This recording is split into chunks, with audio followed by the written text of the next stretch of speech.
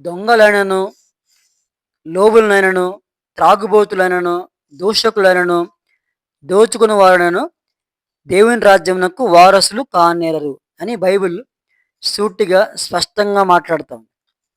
ముఖ్యంగా దూషకులు ఈ రోజుల్లో దూషించే ఆత్మ, ద్వేషించే ఆత్మ చాలా మందిలో పనిచేస్తోంది.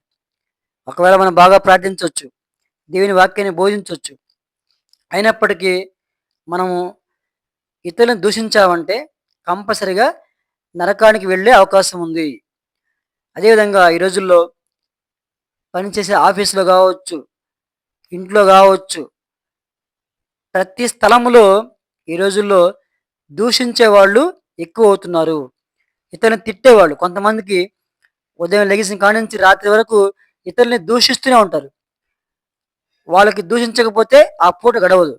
కాబట్టి మనం దూషించే ఆత్మ మనలో పనిచేయకూడదు. అదేవిధంగా కొంతమంది ఇష్టానుసారంగా దూషిస్తా ఉంటారు. ఆమేన్.